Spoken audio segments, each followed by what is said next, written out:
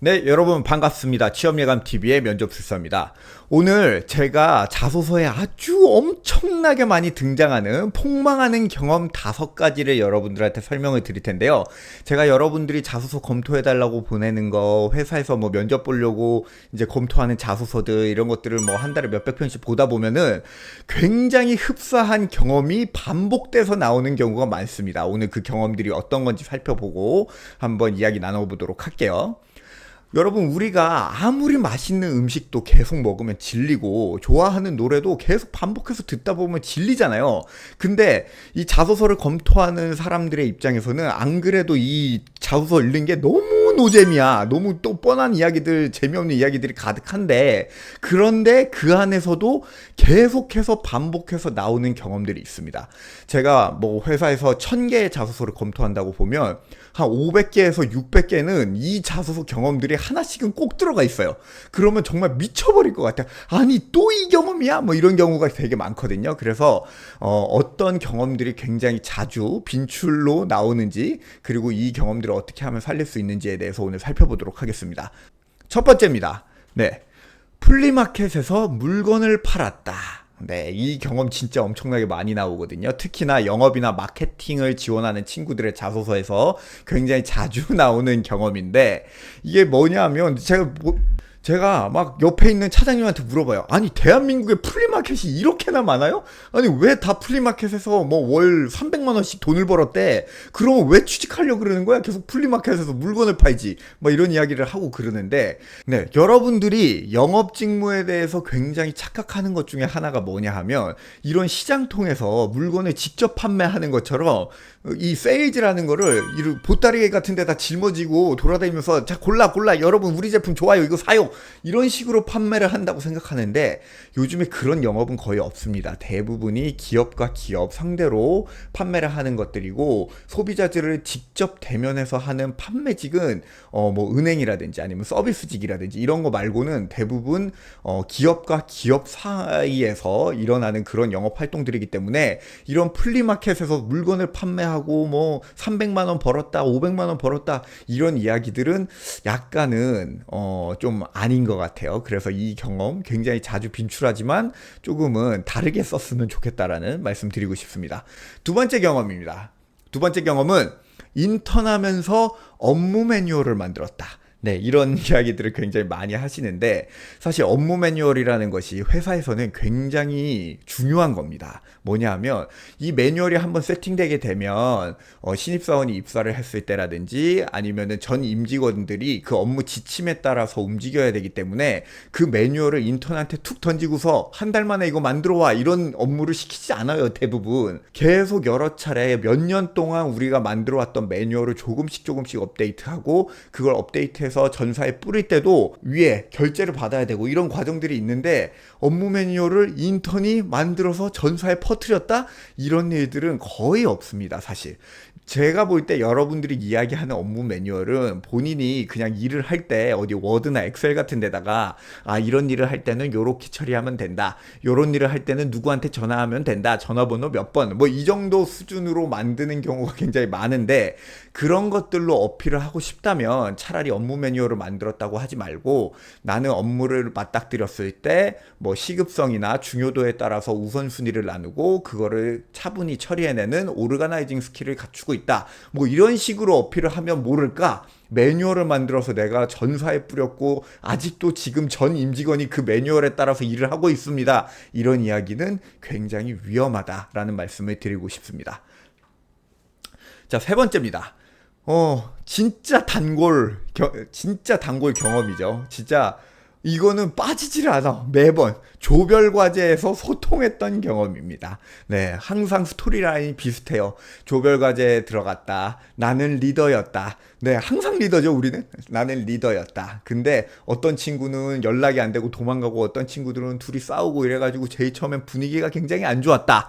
근데 내가 귀를 열고 경청하는 자세로 이야기를 잘 들어주었더니 결국에 문제가 해결됐고 조별 과제에서 A 플러스를 받았다. 네, 뭐 굉장히 싸우는 이야기 맨날 나오는데, 우리 이제 좀 그만 싸우도록 해요. 여러분들한테 말씀드리고 싶은 거는 회사 안에서 경청하는 자세를 굉장히 여러분들이 막 많이 얘기를 하는데 회사 안에서 귀를 열고 다른 부서 아니면 나의 거래처 이런 데 귀를 열고 이야기를 들어준다고 해서 문제가 해결되는 경우는 거의 없습니다.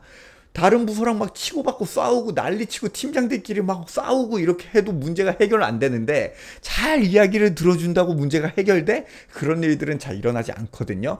차라리 여러분들이 이 소통의 방식에 대해서 이야기를 쓰고 싶으면 여러분들이 소통을 어떻게 해내는지 예를 들어서 문서를 먼저 준비해가지고 팩트 베이스로 다른 사람을 설득해내는지 이런 자신만의 소통의 방식에 대해서 아주 구체적으로 쓰셔야 그래도 설득력이 있습니다. 여러분들이 제가 요 위에 올려드리는 이 유튜브 영상이 제가 그런 식으로 썼던 자소서 예시를 보여드리는데 이런 것들 참고해 보셨으면 좋겠습니다. 자, 네 번째 경험입니다. 이것도 굉장히 많이 나오고 해외 영업을 지원했거나 아니면 외국계에 지원했거나 어학 능력을 보여주고 싶은 친구들이 많이 이야기하는 내용인데 교환학생을 떠나서 한국 음식으로 문화를 교류했다 이런 경험도 엄청나게 많이 나옵니다. 네, 근데 저는 솔직히 말해서 이 경험이 무슨 역량을 보여주려는 건지 잘 모르겠어요. 요리사야? 내가 음식을 잘한다는 걸 보여주는 거야? 문화를 교류하고 한국 음식을 차려주고 이래서 문화를 교류했다? 회사원들한테는 와닿지 않는 경험이거든요. 이게 외국어 능력을 보여주는 중요 지표도 아니고 외국어 능력은 여러분들 그냥 이력으로 보여주는 거예요. 내 토스 점수가 몇 점이다. 내 오픽 점수가 몇 점이다. 그래서 나 그냥 외국어 잘해요. 이러면 끝입니다. 네. 꼭 한국 음식을 해줘야 외국어를 잘하나? 그리고 외국인들과의 소통, 외국인들과의 커뮤니케이션 이런 거를 강조하려면 외국인들과 일을 해봤거나 아니면 그들과 이메일을 주고받았거나 이런 것들로 이야기를 해야지 한국 음식 해주고 우리 뻔하잖아요. 교환학생 가가지고 그냥 라면이랑 김치볶음밥 이런 거 해주면서 야 이거 먹어봐 맛있어 먹고 아 좋다 그냥 기타 치고 노래하고 빠이빠이 하고 이거 끝이잖아요. 이런 거 우리도 회사 안에 있는 사람들도 다 교환학생 갔다 와본 사람들이기 때문에 전부 다 알고 있습니다. 제발 이런 걸로 본인의 글로벌 역량을 입증하려고 하면 좀 약간은 와닿지 않는다 이런 말씀을 드리고 싶습니다. 네, 마지막입니다. 아르바이트를 하면서 매출을 150% 이상 끌어올렸다. 이건 또 편의점, 유통업체 이런 데 지원하는 친구들 자소서에서 아주 엄청나게 많이 나오는 거죠. 내가 편의점에서 아르바이트를 했다, 베스킨라빈스에서 아르바이트를 했다. 근데 상권을 분석해가지고 거기서 나온 인사이트로 바탕으로 새로운 메뉴를 제안했더니 매출이 150% 올라가더라. 이런 얘기들 또 많이들 하시는데 저는 제가 대학 다닐 때 아르바이트를 11개 넘게 했거든요. 아르바이트를 하면서 저는 그랬던 것 같아요. 그냥 열심히 하긴 했어. 한 번도 지각 안 하고 최선을 다해서 일하고 손님들 오시면 밝은 웃음 지으면서 그분들한테 응대하고 이렇게 했던 것 같은데 상권을 분석해가지고 새로운 신제품을 제시하고 이랬던 경험이 있나 싶거든요. 솔직히 말해서.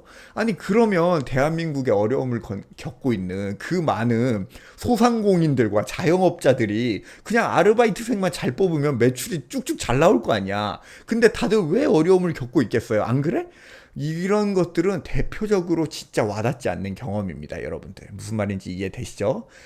그래서 이 소상공인들과 자영업자들을 응원하면서 이런 경험들은 가급적이면 더 이상 쓰지 말았으면 좋겠다라는 말씀을 드리고 싶어요.